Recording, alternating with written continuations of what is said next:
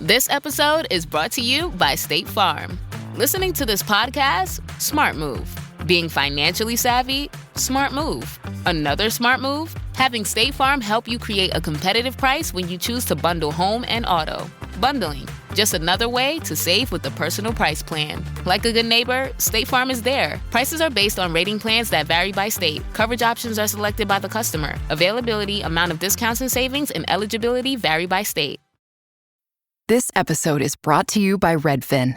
You're listening to a podcast, which means you're probably multitasking. Maybe even scrolling home listings on Redfin, saving homes without expecting to get them. But Redfin isn't just built for endless browsing. It's built to help you find and own a home. With agents who close twice as many deals, when you find the one, you've got a real shot at getting it. Get started at redfin.com. Own the dream. This episode is brought to you by Cologuard. Do you know what's really scary? Not screening for colon cancer when you turn 45. The Cologuard test is non-invasive, requires no special prep or time off work, and ships right to your door. In just 3 simple steps, Cologuard takes the scare out of colon cancer screening. If you're 45 or older and at average risk, ask your healthcare provider about the Cologuard test. Cologuard is available by prescription only. Learn more or request a prescription today at Cologuard.com/screen.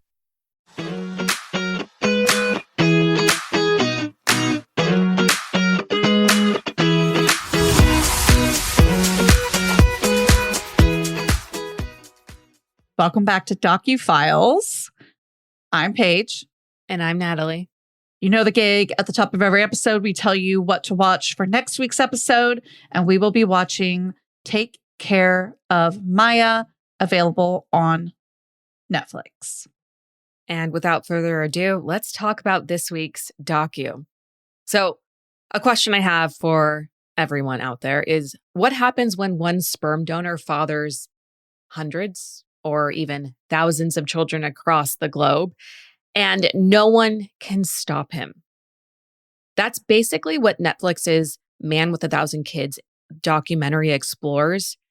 It's this true story of how loopholes in the fertility system allowed one man, Jonathan, to potentially reshape the genetic landscape for generations to come.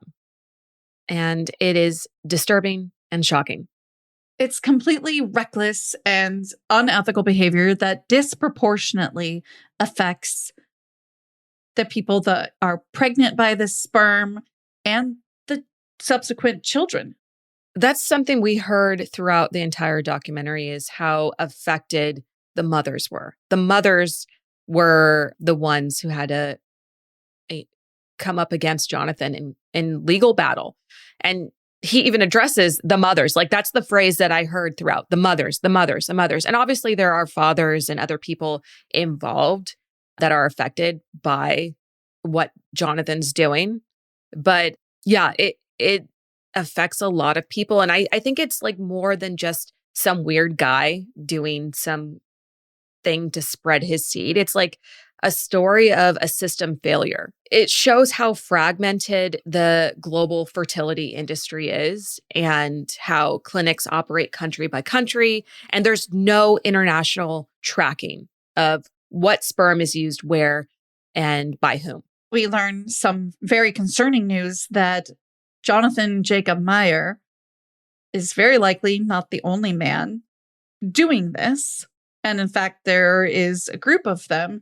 And it goes to show, in regards to what you were just saying, what people can be capable of with a lack of law and regulation, especially in areas where it can be important. It's unfortunate that we live in a world where mankind needs these laws and regulations not to harm each other. But here we are. It really does feel like the Wild West.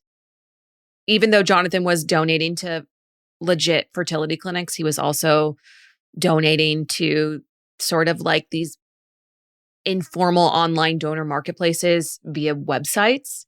And it turns out he had a hand in making these websites, with him and a friend listed as the only 2 donors, when even though there were about 50 names, really, it was just Jonathan and his friend over and over again.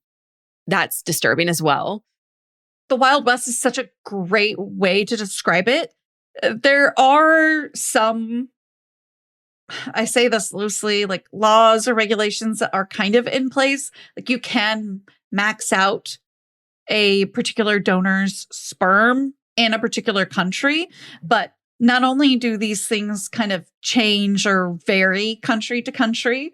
So Jonathan has been able to donate in pretty much any and every country that he has wanted to.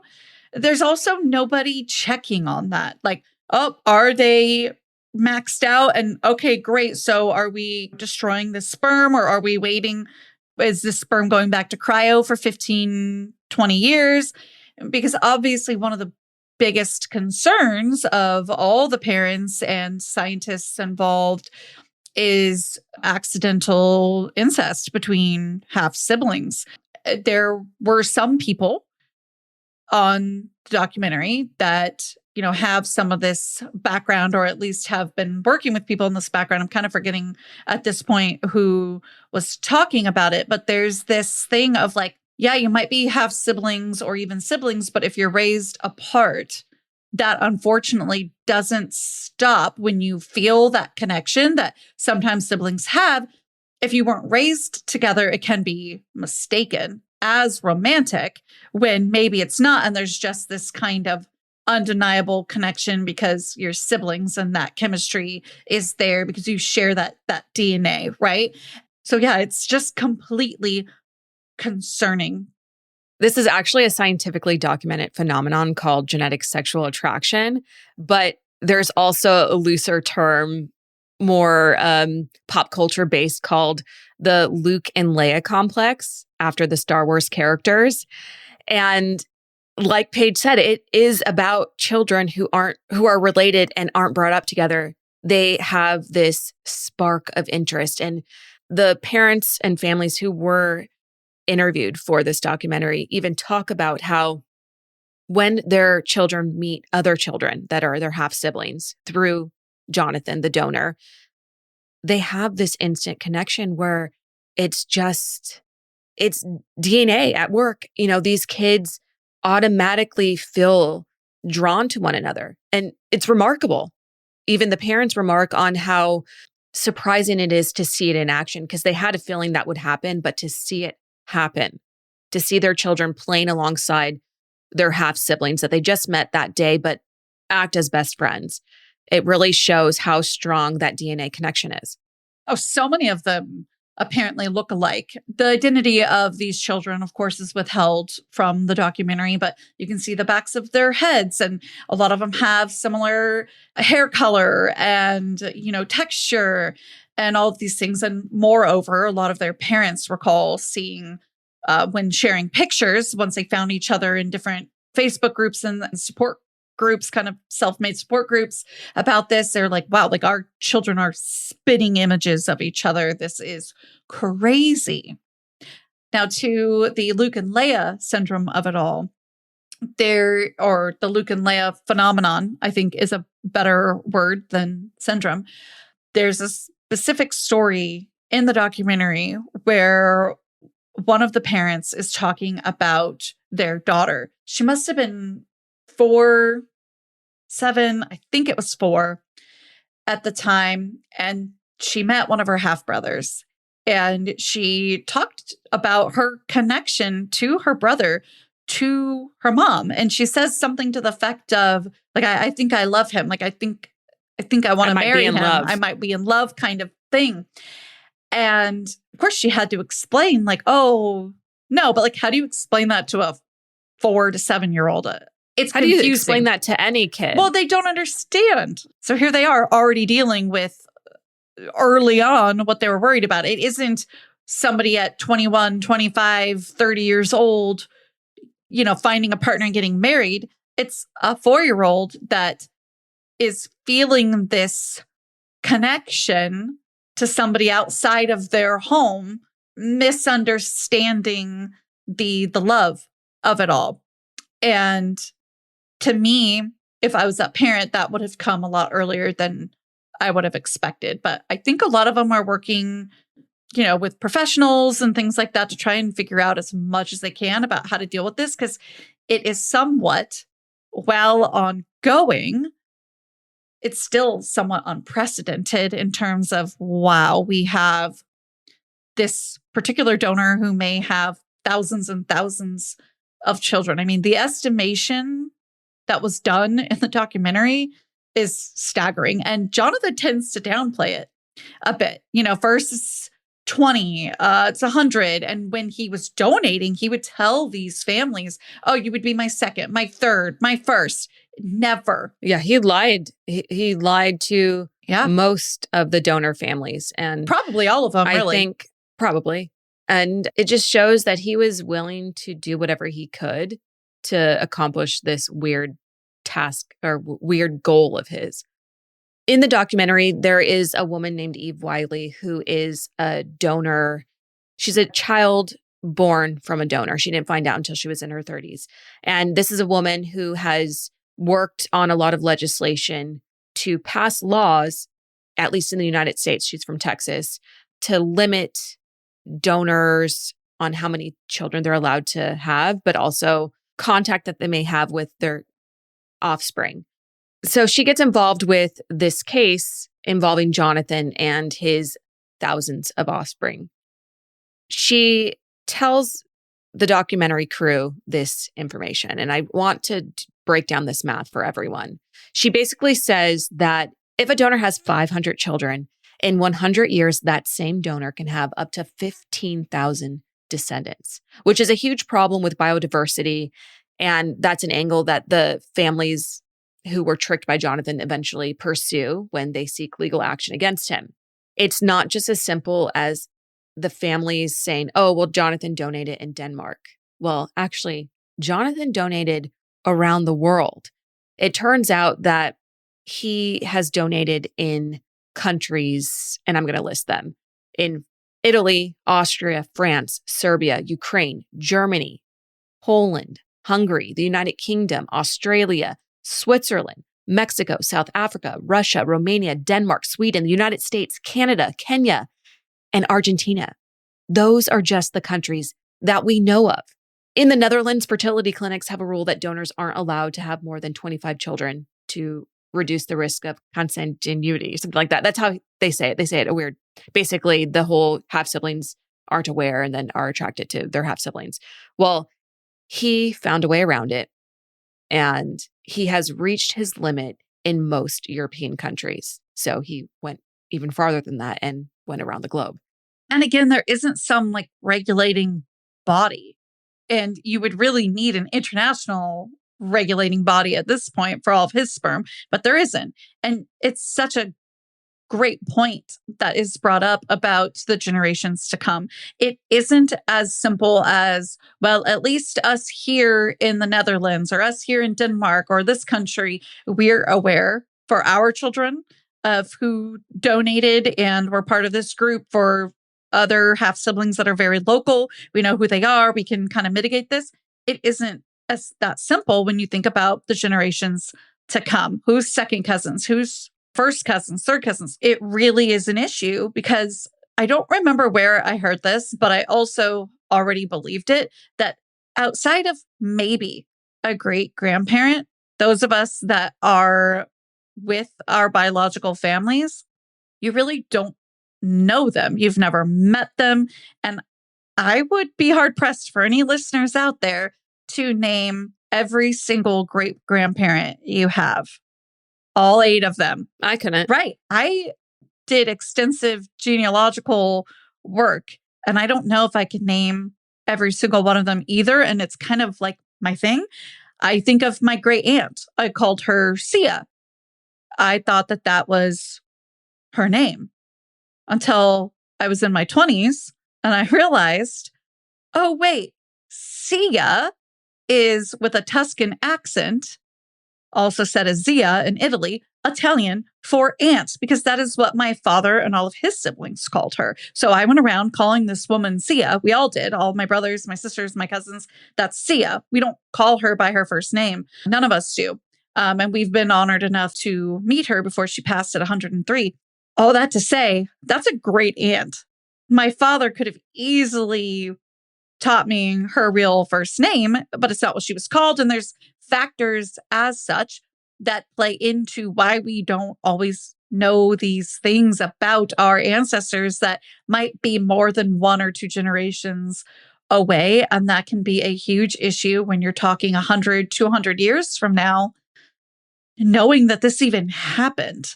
I worry about that unless somebody is really searching for it and maybe their grandma or great grandma is keeping the family aware of this. There isn't anybody or anything that's going to do that for them. That's what's kind of scary for all of them, I think, is there is no body. And I mean body in terms of like a organization. That's a better word for it, that is designed to help future descendants at this time. I mean, they're going to have to start making lists or like an actual documentation, but I also don't know of any organization with funds and resources out there to do that. And that's, I think, why a lot of the parents of these donor children ended up creating a Facebook group called Donor JJM Group. Basically, Jonathan Jacob Meyer, JJM, was to create a way for their kids or the families to be in contact with other families and get to know each other that way, at least be somewhat aware of each other out in the world. But since Jonathan was so prolific with his sperm donating, the Facebook grew every week with 10s and 20s and hundreds more people to eventually having at least 500 people, families in that group.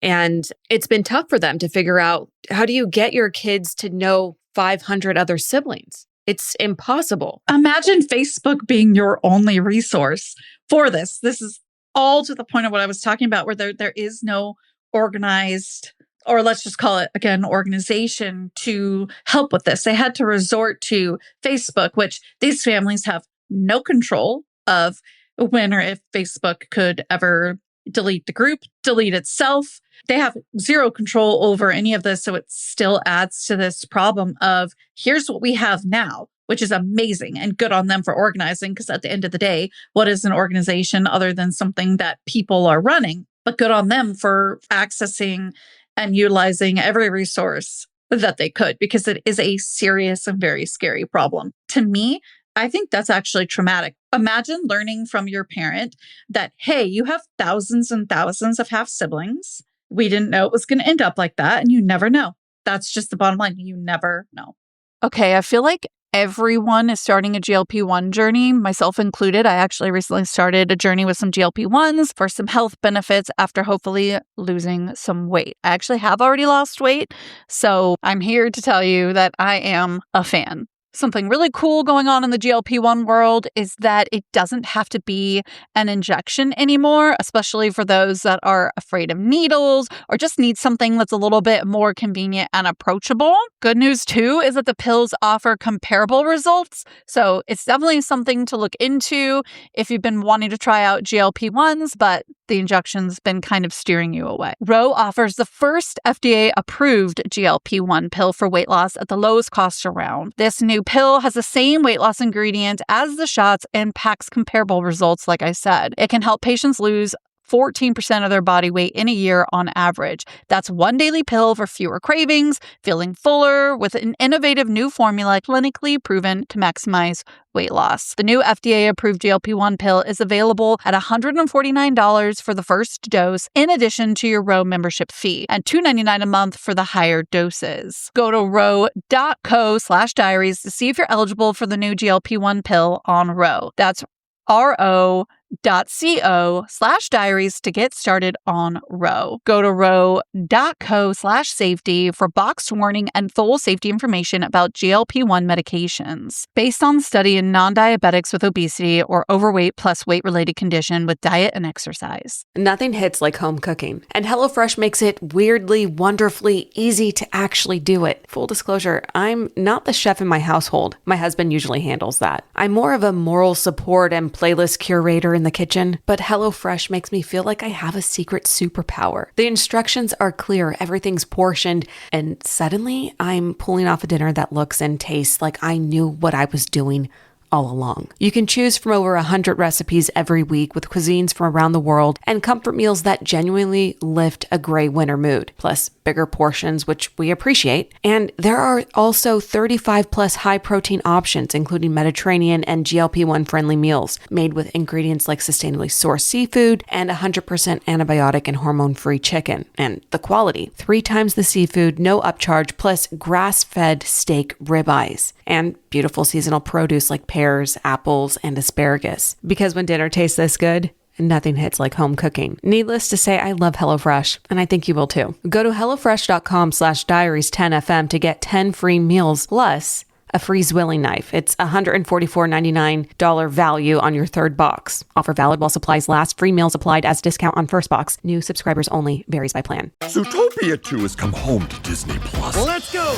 Get ready for a new case. We're the greatest partners of all time! New friends. Gary the Snake. And your last name? The Snake. Dream Team. Get new habitats. Zootopia has a secret reptile population. You can watch the record-breaking phenomenon at home. Zootopia 2, now available on Disney+, rated PG. And right now you can get Disney Plus and Hulu for just $4.99 a month for 3 months with a special limited time offer. Ends March 24th. After 3 months, plan auto renews at $12.99 a month. Terms apply. I didn't think the pain from the shingles rash would affect simple, everyday tasks like bathing, getting dressed, or even walking around. I was wrong. Though not everyone at risk will develop it, 99% of people over the age of 50 already have the virus that causes shingles, and it could reactivate at any time. I developed it, and the blistering rash lasted for weeks. Don't learn the hard way, like I did. Talk to your doctor or pharmacist today. Sponsored by GSK. And I think it's also the tip of the iceberg of what they can't control. So they can't control if their children know all of their siblings. They also can't control what Jonathan's doing. That's a big portion of the documentary, is trying to stop him. He has had so many children already and isn't close to stopping, at least while the documentary is going on. And so one of the ways that they think of is, well, what if we can go to the media and alert the media about what Jonathan's doing? But they're unable to do that because Dutch law doesn't allow them to release his name publicly. So every article that comes out about what he's doing refers to him as the Dutch man or the Dutch sperm donor, but never references him by name. So he was able to get away with what he was doing over and over and over again, even after news of what he had started doing became public knowledge. And that's why these mothers and families and fathers reached out to Eve Wiley, the fertility fraud expert, because she had some knowledge in how to handle this. And she was like, well, guess what? In the United States, you can name names. So I'm going to connect you with the New York Times and you're going to get his name out there. And that's what they did. That got the biggest eye roll from me, because imagine protecting the sperm donor more than the children that resulted from the donation.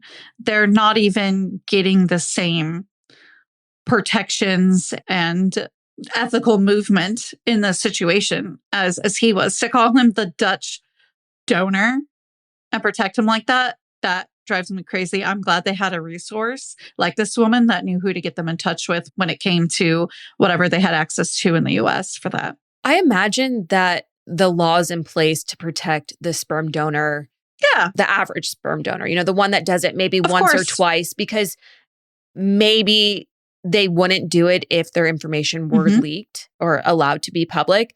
But this is that one of those loopholes that he's found, Jonathan, I'm referring to, because he's done it so many times. He is also afforded these protections, even though he shouldn't be. What's also kind of enraging about this is Jonathan has said nothing, if not any of these children can come to me. To the point where he acted like if they ever need to know if someone's their half sibling, I'll tell them, which obviously is inappropriate. But it's like, so why protect him and his identity then as the Dutch donor when he has said these children can know who he is? So what are we doing? To your point about Jonathan saying that, he also said when they eventually take him to court that each of his children should have a badge or like some sort of logo on their social media to inform others that they are one of his children. And he sort of seemed proud of that thought of It seemed premeditated. him creating this like mass population. Like, we are all part of Jonathan Meyer's lineage. It was creepy the way, and the parents took it that way too. Another thing that I distinctly remember thinking was awful was when the families went to the New York Times and this became international news now that his name was officially out there. Like you said, he didn't have much to say. They asked for his comment. He said nothing except that some of his donors are happy with what he's done. But he also told the mothers who went to the media that they would lose contact with him and their children would be the people who suffer from it, basically. Because they will be. The whole having a specific emoji on social media, number one, he said that in a court of law, and the judge was absolutely appalled. But number two, that almost seemed premeditated to me. And maybe not even almost. It seems like that's what he wants. He wants this, like, first off, it's giving incel and this weird, I'm still going to populate the world and create this lineage. And I can't wait to see it and go through social media in however many years and start seeing this icon used or this emoji used next to my children's names. And also that still doesn't work well because, again, we have no control over when emojis are taken away. We've had emojis taken away. We've had emojis change and update and all of the things. And so beside being absolutely bizarre and dystopian, that's just not something that's going to feasibly work or stand the test of time. But it does feel premeditated and like he wants to watch a lot of them grow. And I understand that that's a natural want, but also these are not you're not raising these children. They're biologically related to you. They are kin, but they are not. Like, I think we need vocabulary for this. Number one, we don't even have vocabulary to even talk about his story, but you get what I'm saying, right? Like, he didn't raise these children. He did not parent them. There's the word. He didn't parent these children. Right. He's just genetically connected. One of the parents brings up this angle as well. The fact that what if their child doesn't want people to know that they're donor conceived? And, you know, that is something that is so personal to these children who are becoming adults, who will become adults and be out in the world and making their own decisions for themselves. It's not something that they need to disclose to everyone, let alone post on their social media to alert anyone they come in contact with. And so it really is not something that is more thought through than some like narcissistic goal of Jonathan Meyer. Imagine having to explain that 100 times that you are a result of sperm donation. Number one. Number two, the can of worms that opens. Imagine just simply wanting to go on a first date with somebody that you don't know super well. You just met them through, you know, a friend or whatever, wherever you're online dating. You don't want to explain that to everybody. That's exhausting. And that is a mental load that Jonathan has now required every single one of these children and their families to bear. Okay, are we talking about it so-and-so? Are we not talking about it? If they ask about it, we're going to the doctor. If they Again, we just barely have the vocabulary to discuss this. The families do their best to stop Jonathan. You know, they eventually take him to trial, or at least initially they get the ball rolling legally. Well, while they're trying to get him to stop and get the trial to happen, he flies to Kenya, and they know because he has this YouTube channel where he posts videos all the time. And these videos document his travels across the globe, which we actually know are him going to different countries and donating sperm. But while they're trying to get the legal process going, he ends up in Kenya. And it turns out that there's this Kenyan fertility clinic that is paying these mass donors like Jonathan and other individuals like him that have hundreds of kids to go to their clinic for 2 weeks and donate up to 500 straws, that's what they're called, 500 straws of sperm donations with the guarantee of having 200 babies from each donor a year. And when the judge presiding over this case sees this, they realize, okay, this needs to be addressed now. Time is of the essence. The trial happens and it's attended by 50 families. And still, when they get to trial, they really don't know which way the judge is going to decide. How can they align legality and morality? That's a line that is used in the documentary. How do we align what's not necessarily illegal with what is immoral?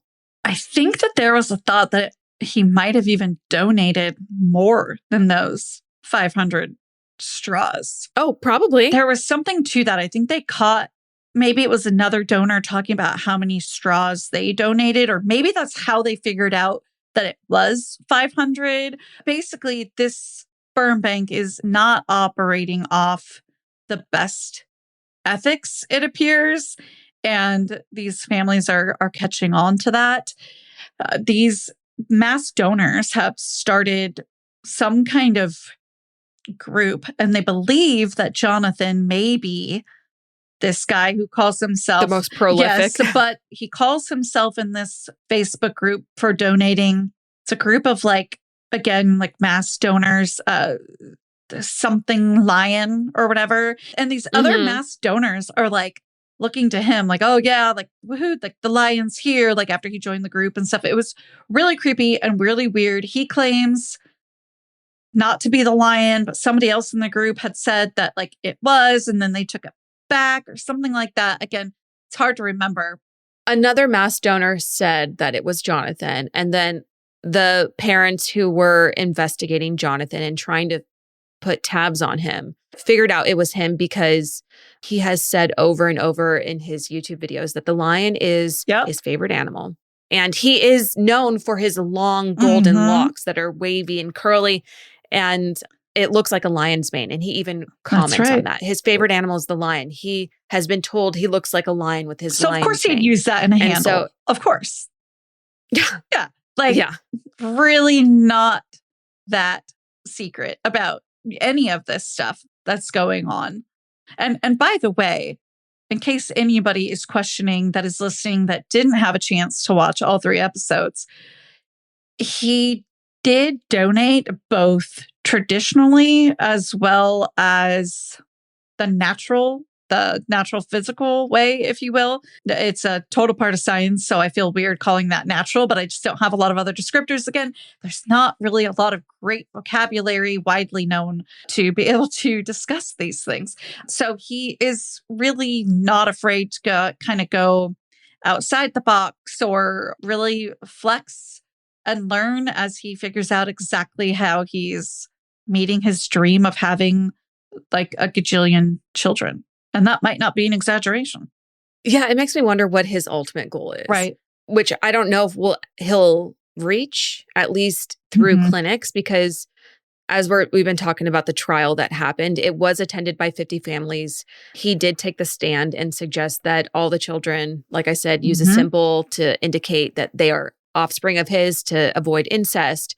Eventually, the judge does rule in favor of the families. He forbids Jonathan from donating semen to new parents. And then for each violation, he'll be fined up to 100,000 euros. And I thought that language was interesting. It says new parents. So it doesn't forbid him from donating to parents he's already donated to. Right. In case they want full siblings. And some of them have. Some of them have successfully done that. A lot of them have tried in any regard, whether it resulted in a child or not. So I could see where the judge was going, but we also need to consider too, this isn't some international judge. This is only in a specific jurisdiction. At least it's doing something, because he also had to have the sperm banks destroy any remaining sperm that he had in storage at certain fertility clinics for new parents. So, it's limiting his reach, but it's definitely not putting it to stop completely. Because like you said, he's out there getting physical with people to get this done. He's donating in a cup and having women meet him so they can turkey baster it into themselves, basically like an IUI. He's finding ways around this court decision, and it's wild. I don't remember why, but this was coming to my mind as we're talking. And I just want to say, like, as somebody who has gone through fertility avenues, alternative fertility avenues, if you will, I know like we had to make some very serious choices about everything along the way, even as we were making different choices in what we were doing. You know, for example, where is sperm being donated to or destroyed, or, you know, you have to make these choices. And I think the main choices were like donating to science, destroying, keeping. Yeah, you can donate to science, you can donate to a family, or you can destroy the sample or the embryo, whatever is in storage. Those are usually the three options. I can't remember what we chose, but I'm pretty sure it was one of the donation options, and we haven't gotten any updates. I let my husband make the choice, obviously. Of course, we talked about it at the time, so I can't quite remember what we chose, which is probably kind of bad, but that just tells you like it was long enough ago and so much his choice. So, and I don't know why that was coming to my mind, but I felt propelled to like explain a little bit of what I experienced kind of going through some of this and what some of the families are going through and some of the questions and requirements that come from these cryobanks and things like that are out there. I mean, you do have to make choices at some point. And that's a decision that most people who have samples at a clinic will get to choose. In Jonathan's case, the decision has been made for him. And he wasn't happy about that because he actually went on a press tour after this verdict came in. Of course he did. The narcissism is Of course he did, right? He went on to say that he felt the ruling was unfair and that he shouldn't be limited on who he can donate to. And it just was not a surprise, but still shocking. Like the audacity of some people. Like he just does not get it at all. Not even just now is it an issue. You have a 4-year-old child that is feeling attracted to her half brother because of this whole Luke and Leia phenomenon. 200 years from now, 100 years from now, going to be a very big issue, and not in just an isolated place either. And we are more global than we've ever been as a society, economically, socially. It's a time where we have access to a lot of different places. So honestly, even being in different countries doesn't really stop anything from happening. Nonetheless, all of the children, as you expressed, from like one straw or something, you were saying that the fraud, what was called infertility fraud or donor fraud? Yeah, fertility fraud. Yeah. That he was saying like 1,500 descendants from that. Like that is... No, not 1,500, 15,000. Thank you for that correction. So I hope that there are scientists at least that are going to be continuing longitudinal studies on this and making sure that it is known and it's aware. I'm sure they're trying to figure out how they're going to do this at this very moment because it's such a huge issue. I'm sure. It's an issue that's ongoing and won't be resolved anytime There is soon. No resolve. If you really think about it, it is an issue that now this world and mankind face. And we have the man who caused it and his fellow cronies trying to do the same thing, acting like a ruling telling him you can't donate to new families is unfair in one jurisdiction is outrageous. He needs a reality check so hard. Yeah, he's definitely not in touch with reality. Each episode ends with a statement, and I'm going to read it for everyone just to give a final understanding of where everything's at. It reads, Jonathan Jacob Meyer initially chose not to comment when approached in connection to this program, the documentary. In July 2025, via a representative, Meyer stated that he became a donor to help people who wish to have children, not for personal gain. He estimates that he has fathered 550 donor children, not 1,000, and denies ever aspiring to have as many children as possible. Meyer denies allegations he mixed his sperm with that of another donor and provided this to women, which is something that he was doing called sperm roulette. It continues. He maintains that he has never acted unethically in his role as a donor, nor has he misled or manipulated mothers or conspired with other donors to do so. He also denies ever threatening to withdraw contact with biological children if their parents spoke to the media. In April 2025, new sperm donation legislation came into effect in the Netherlands following a 2023 announcement. It introduced a national donor register with coding system designed to enforce legal limit of 12 families per donor. So something's in place, but it's a little too late because the ball is rolling and it's not going to stop rolling. Forever. This is forever, unless the world stops spinning and mankind ceases to exist. So it's really wild when you think that it makes that large of an impact. Well, listen, make sure you watch on Netflix Take Care of Maya for next week's DOCUFILE episode. Before that, we'll be back Thursday with coverage of a true crime case that needs your attention, and Tuesday with our unscripted segment. Thanks so much for being here. Bye. Okay, I feel like everyone is starting a GLP-1 journey, myself included. I actually recently started a journey with some GLP-1s for some health benefits after hopefully losing some weight. I actually have already lost weight, so I'm here to tell you that I am a fan.